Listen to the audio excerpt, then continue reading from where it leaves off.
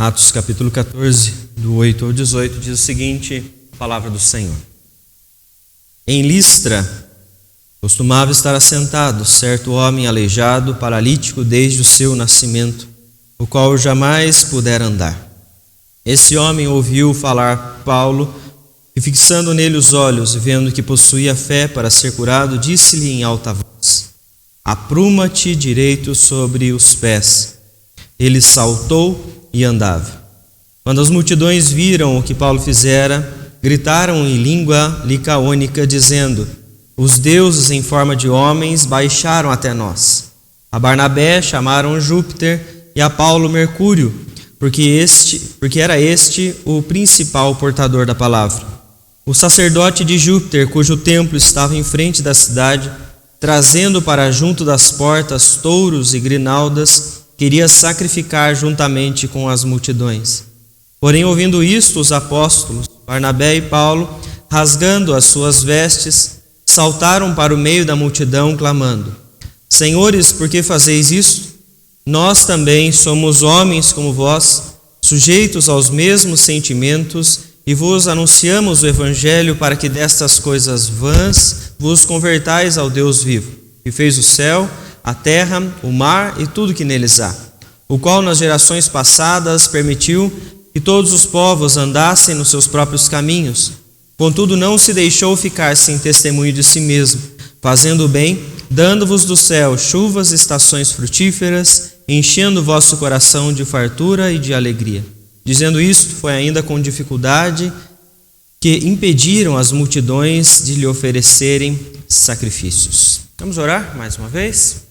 Querido Deus, em nome de Jesus, nós estamos mais uma vez perante a Tua Palavra para um momento de aprendizado nesta aula, nesta manhã, onde nos reunimos para adorar ao Senhor, para compreender a Tua vontade, ó Deus. Pedimos assim, ó Deus, que ao longo desta lição, desta aula, que o Senhor fale ao nosso coração, que o Senhor continue trazendo a nós o entendimento da Tua Palavra para vivermos a fé agradável ao Senhor, ó Deus, de maneira que somente o Senhor venha a ser honrado. Em nome de Jesus que nós oramos e desde já nós agradecemos ao Senhor. Amém, Senhor Deus.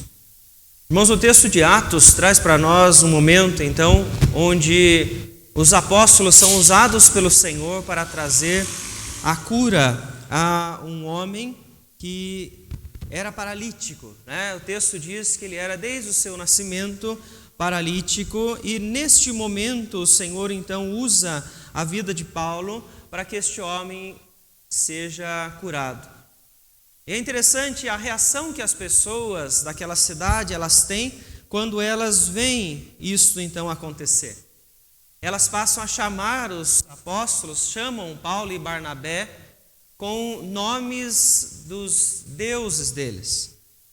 Eles entendem então naquele momento, por causa daquela cura, daquele poder que eles estão vislumbrando na vida deste homem, que os deuses estão ali com eles. Chamam então de Júpiter, que se você olhar pela mitologia não romana, como a que é dita mais a grega, seria Zeus, ou seja, o principal. E aqui Mercúrio, na mitologia grega, para você poder comparar, seria Hermes, o mensageiro. Por isso Paulo é chamado aqui de Mercúrio, porque ele está trazendo então esta mensagem. Mas ao ser comparado então com um Deus, o Deus romano aqui, como eles estão chamando, o apóstolo Paulo percebe que eles querem então oferecer sacrifícios ali diante deles. E então eles param a multidão naquele momento, e no versículo de número 15, ele diz: Senhores, por que fazeis isso? Nós também somos homens como vós, sujeitos aos mesmos sentimentos, e vos anunciamos o Evangelho para que destas coisas vãs vos convertais ao Deus vivo. O apóstolo Paulo, então, neste momento, ele faz questão de reforçar aquelas pessoas que estão vendo eles, ouvindo eles, observando tudo o que está acontecendo. Eles precisam, então, mostrar a eles que eles são homens comuns, que eles são pessoas como qualquer outro que estava ali com eles. Por que ele faz isso? Porque ele vai, então, dizer que tudo aquilo que acontece não vem dele, mas vem do Deus vivo, do Deus Todo-Poderoso. E aí ele começa então a mostrar a essas pessoas que o Deus vivo, a quem ele está ali representando, de quem ele está falando, é quem fez o céu, a terra, o mar e tudo que neles há. Deus é quem sustenta, Deus é quem abençoa, como ele diz aqui, as estações, permite chuvas ou faz então que essas chuvas sejam retiradas. Quando nós olhamos para a postura do apóstolo Paulo, nós vemos que em nenhum momento ele desconsidera o poder de Deus para fazer todas as coisas, para sustentar todas as coisas. Ou seja, ele está mostrando às pessoas aquilo que ele acredita, que há um Deus criador. E este Deus criador é quem direciona a sua vida.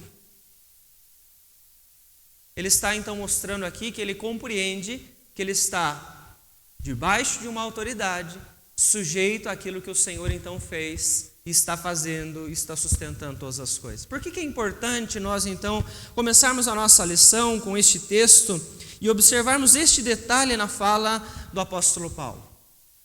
Porque nós vemos que em muitos momentos nós somos aqueles que desconsideram o fato de que nós servimos a um Deus vivo, ao Deus Criador, ao Deus Todo-Poderoso que está sustentando todas as coisas, que manda as chuvas, que abençoa as estações, que nos dá o sustento, né?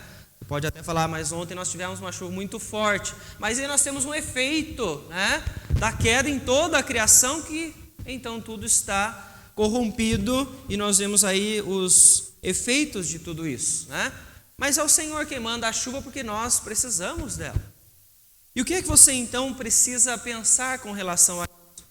O que acontece quando eu e você desconsideramos a existência de um Deus Criador? Quando nós esquecemos que existe então um Deus Todo-Poderoso, nós precisamos então entender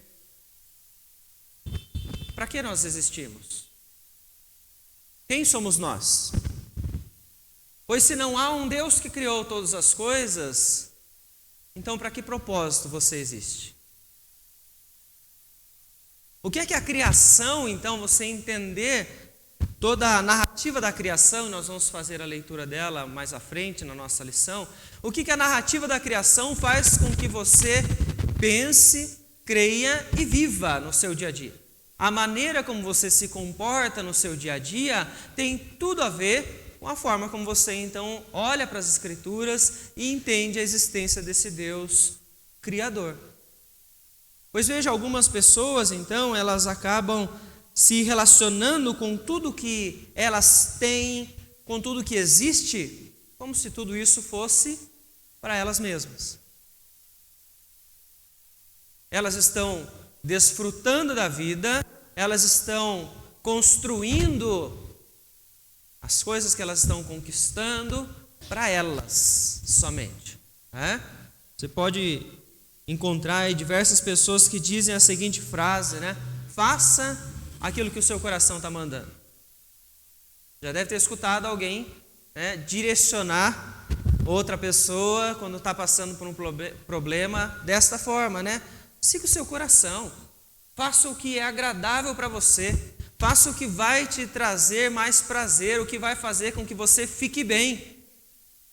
Isso então faz com que essa pessoa agrade a quem? Qual é o propósito dessas pessoas que olham para tudo que existe e elas entendem então que elas precisam agradar a si mesmas? Isso então é fruto de uma corrente filosófica chamada existencialismo, que não é algo novo, mas é algo que muitas vezes está no coração de muitos cristãos, que apesar de terem a palavra de Deus nas suas mãos, acabam se afastando desta verdade e deixando que essas correntes, então, nessas ideias, elas venham fazer parte das suas vidas. E como nós estamos tratando na nossa revista, certas ideias trazem consequências para nós, né? Porque o existencialismo, então, ele tem a sua voz mais forte no filósofo Jean-Paul Sartre. E eles então trazem esta ideia em resposta a outras filosofias do seu tempo. Começou por volta do século XIX, século XX ela se intensifica.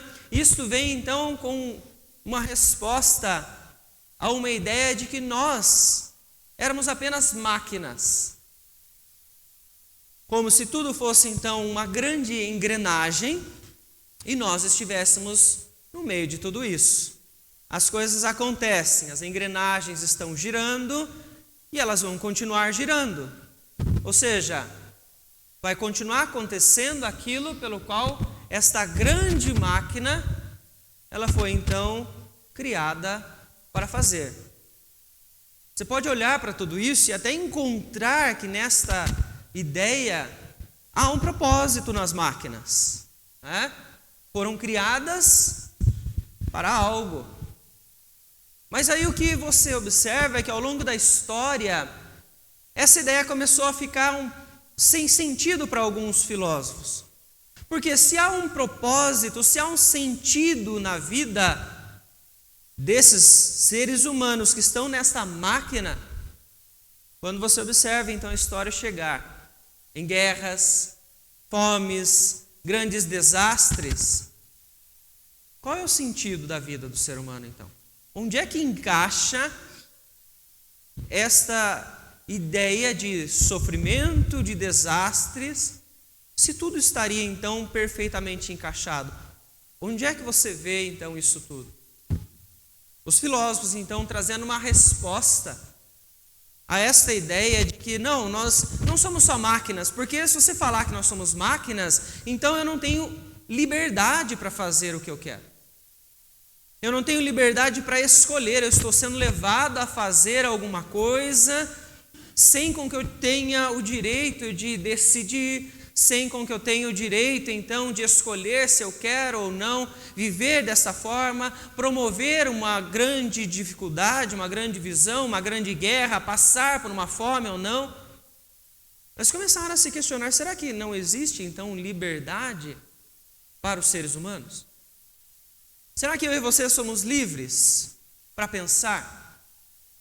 Somos livres para tomar decisões nas nossas vidas? Ou não? É algo que esses filósofos começaram a se questionar, porque eles sentiram então que com esta ideia, eles faziam parte de tudo aquilo que estava muito bem encaixado, mas que para eles então parecia que faltava ainda algo para trazer valor ao ser humano.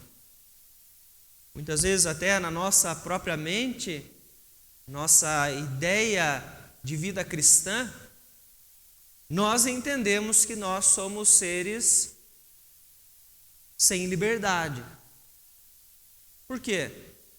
Porque você começa a pensar, bom, eu fui criado, mas eu fui criado com um propósito.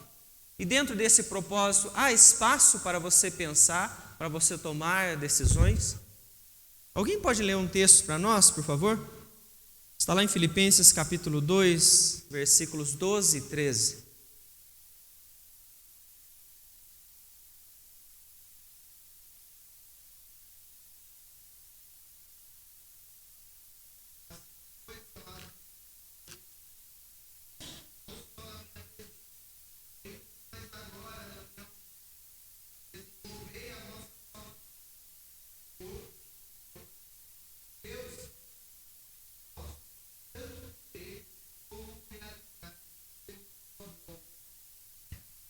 Quando você lê um texto como esse, você vê o apóstolo Paulo instruindo a igreja na cidade de Filipos para que eles continuem servindo ao Senhor, que eles continuem, então, em obediência a Deus. Mas é interessante, então, que ele está falando aqui que Deus é quem efetua em vós tanto o querer como o realizar. E quando você lê esse texto, a impressão que dá é que você então não tem espaço para você tomar decisões. E você não é dotado de liberdade. E nisto então, algumas pessoas começam a se questionar por não entender a própria palavra quando ela fala sobre esta esta ação de Deus, e as pessoas começam então a entender, bom, mas se eu for servir a Deus, eu tenho algum tipo de liberdade? Será que eu vou conseguir fazer aquilo que eu quero? Porque eu quero viver para mim, eu quero viver de forma feliz, eu quero encontrar satisfação na minha vida. E a palavra do Senhor, nesse texto, ela nos lembra sobre a onipotência e a soberania de Deus. Deus está direcionando tudo para que a sua vontade, então, ela venha a se realizar. Ou seja, o Senhor nos conduz na história para nós, então, cumprirmos os seus propósitos eternos. Mas em tudo o que nós estamos vivendo, nós temos liberdade dentro da nossa condição. Temos liberdade dentro do conceito para o qual nós fomos, então, criados. Nós somos livres para viver e fazer aquilo que a nossa condição, aquilo que a nossa natureza, então ela nos permite fazer. Se você olhar o texto de Romanos capítulo 3, o apóstolo Paulo então lembra que todos são pecadores. Não há um sequer que deseje a Deus por causa da queda. A queda então corrompeu este relacionamento com Deus. Então nós vemos que todo ser humano sem Deus é um pecador que está longe do Senhor e que não almeja servir a este Deus. Estes que acham que são livres, eles são livres dentro desta condição. Porque eles não são livres para buscar a Deus. Eles não querem isso. Paulo diz isso em Romanos capítulo 3. Então, por eles ainda estarem longe do Senhor, eles acham que eles têm liberdade para fazer tudo. Mas eles estão, então, limitados à condição em que eles estão vivendo. Quando você recebe fé, você passa, então, a servir ao Senhor e você entende que a sua liberdade agora está dentro daquilo que você agora vive, dentro da sua condição. Você continua sendo um pecador, sua natureza é pecaminosa, mas agora você está livre para servir a Deus. Mas você está limitado dentro daquilo para o qual você foi criado. Você então, quando entende que você tem um propósito na sua vida, dentro da narrativa da criação, você começa a entender o que realmente significa liberdade, o que realmente significa ter prazer nesta vida, onde realmente você então vai encontrar esta alegria, essa satisfação que todas as pessoas estão correndo atrás. O existencialismo, ele não pensa dessa forma.